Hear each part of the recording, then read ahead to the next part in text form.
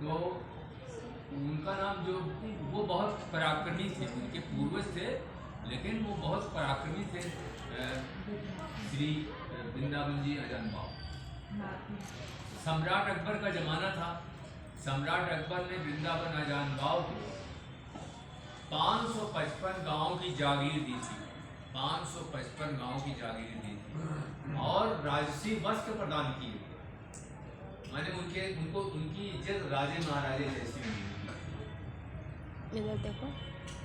इस तरह से उनका खानदान जो है वो बहुत बड़ी जमीन जायदाद वाला हो गया। और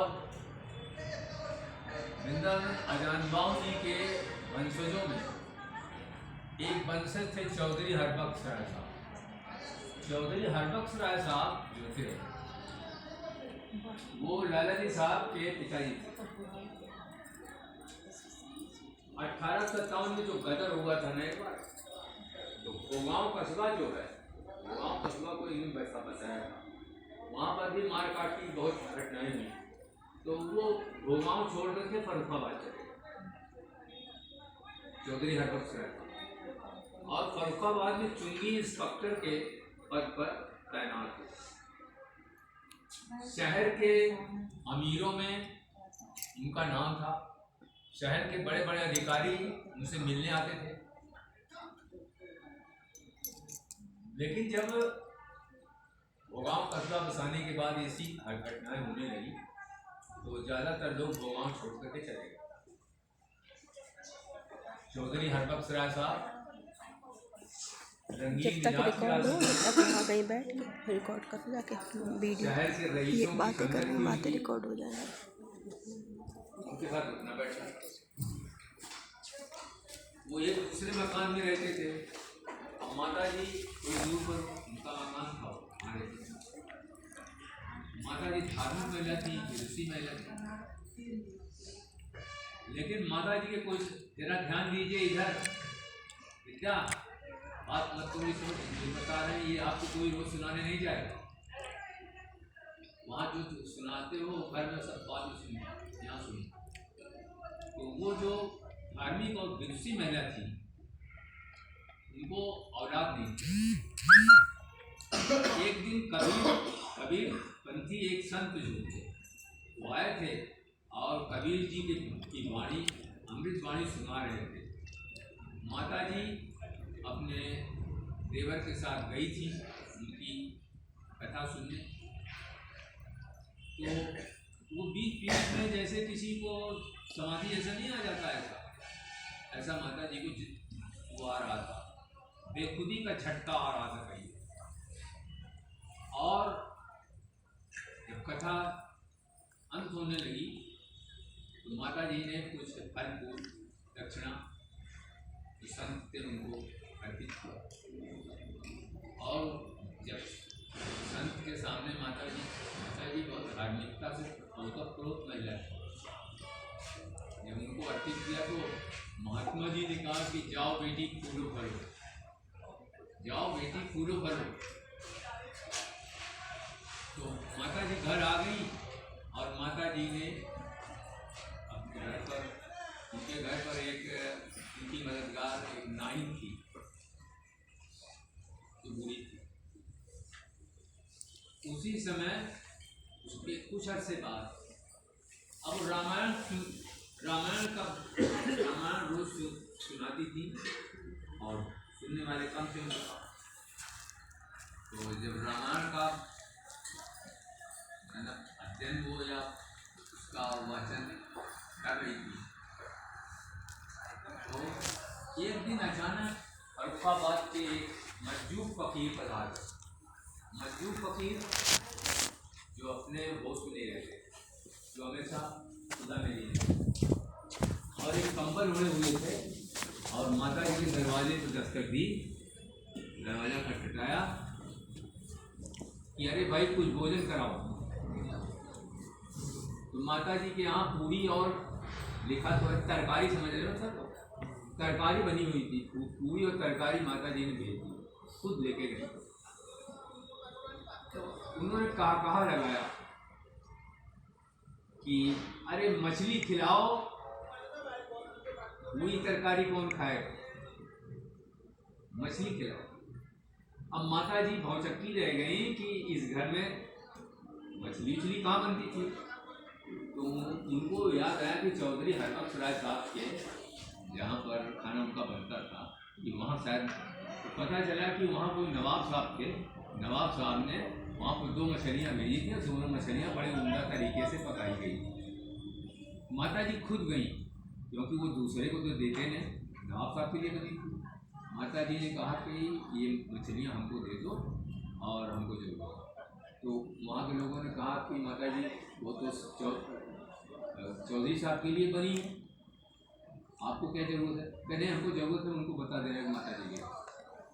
और जब लेकर आई मछलियाँ दोनों, तो उन्होंने उन फकीर को अर्पित किया। उन्होंने उसमें लिखा, उन्होंने नोश फरमाई, मछली को खाया फकीर को। अब वो जब चलने को ठंडक का मौका था, जब वो चलने को हुए तो नारी बड़ी चालाक थी जो उनके नारे थी। उसने कहा कि हुजूर इस घर में सब कुछ है लेकिन औलाद नहीं। फकीर की पुतलियां ऊपर तन गई। अल्लाह अकबर का उन्होंने बैदानी नारा लगाया, 1 2 1 2 कहते हुए फकीर चले। उसके कुछ साल भर के अंदर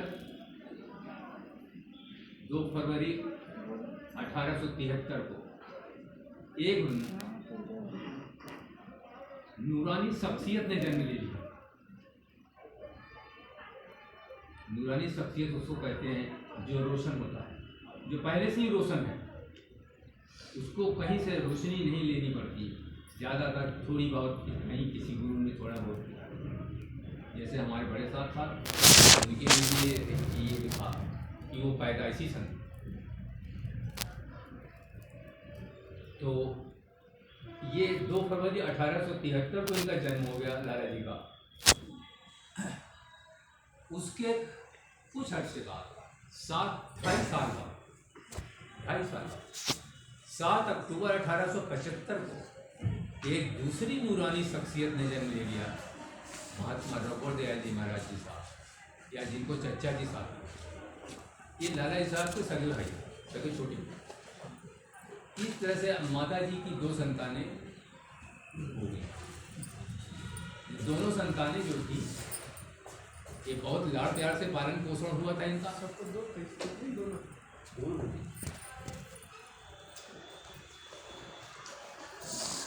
तो इनका पालन पोषण बड़े लाड़ प्यार से हुआ था दोनों का।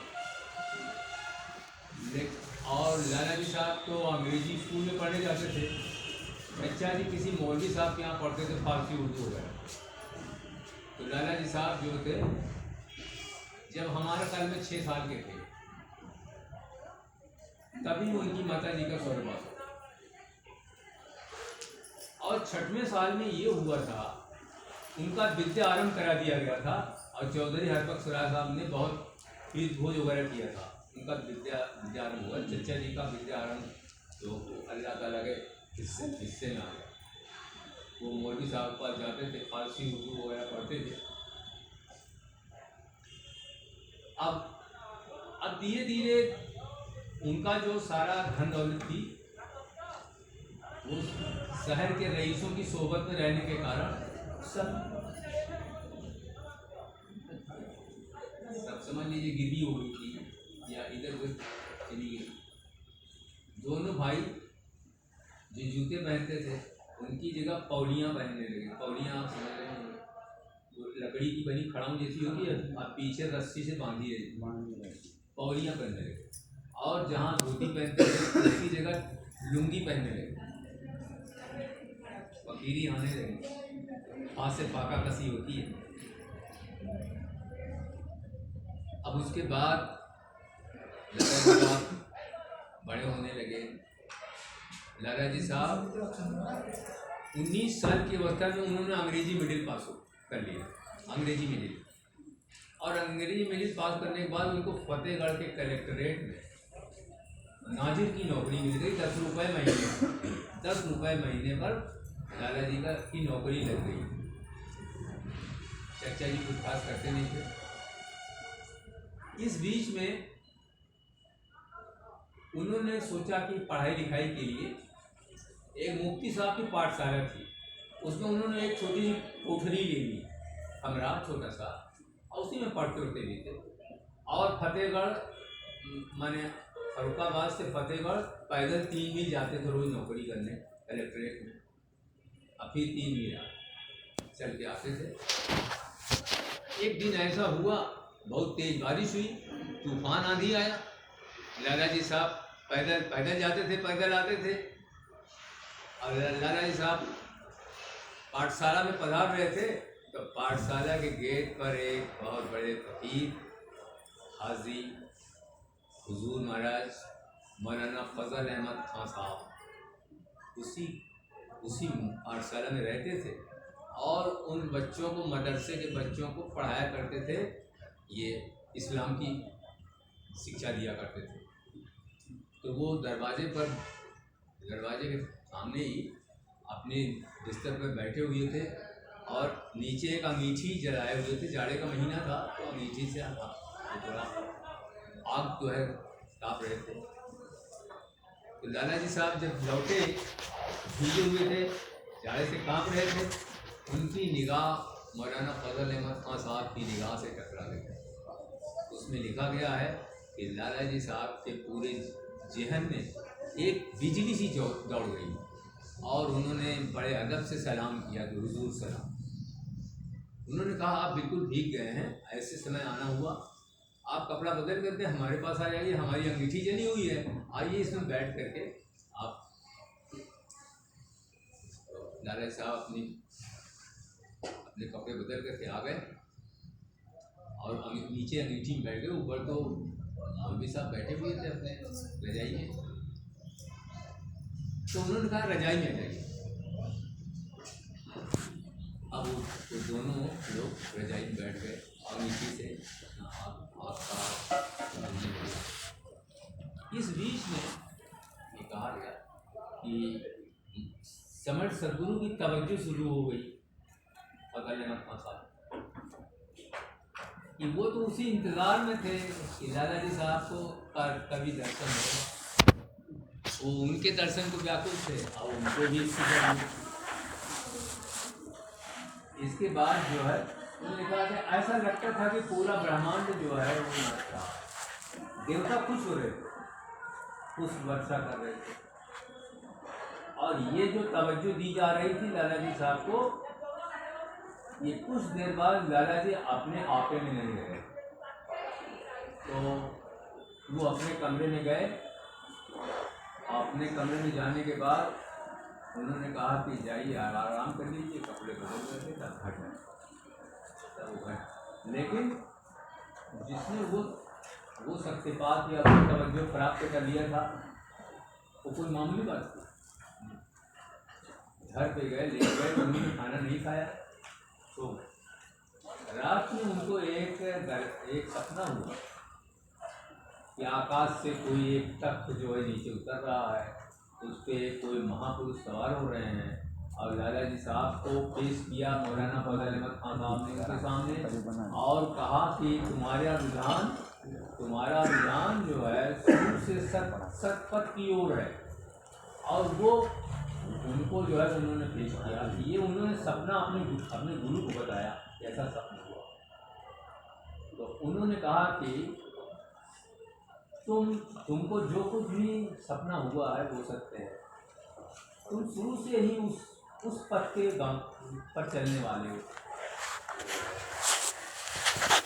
इस तरह से उनको इसकी एक तवज्जो दी गई। एक दिन लाला जी साहब अपने गुरु के साथ वो फरुखाबाद से फतेहगढ़ की तरफ जा रहे थे।